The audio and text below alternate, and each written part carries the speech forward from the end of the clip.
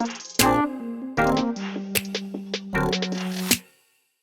guys, so I know we've been real busy here setting up our new shop, but I just wanted to make a quick video for you guys that had some questions on how to install these knuckle pod brackets. These are a new light bracket that we offer. We have a couple different applications now. Check the website for what's currently available. These are basically a bracket that allows you to mount a light on your knuckle. That way when you steer your wheel, your lights will turn with you and help you see a little bit better on the trail. So what we're gonna do here first, you're gonna wanna install this logo. This is the correct orientation here. The next part's going to be paint your brackets before you get them on there.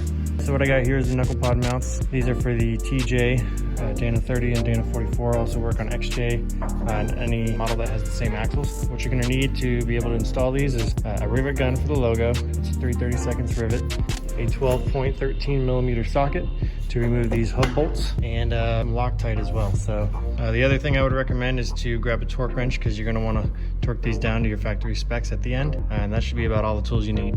Break these hub bolts loose. There's one,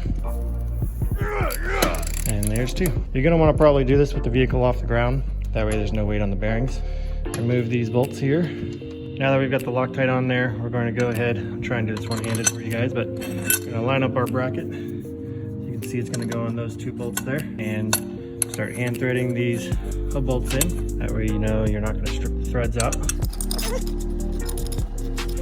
Now what we're going to want to do is grab a torque wrench. On these TJs, it's 75 foot-pounds, and you're just going to torque these.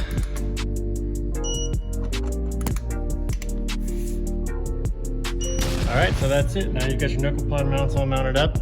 The next step's going to be to grab your light of choice. These ones work better on these smaller axles like this with the little round 2-inch light, or like a KC Flex light. You can always cross these beams if you're getting a little bit of tire shadow. Mount your lights, run your wires, and you're all set.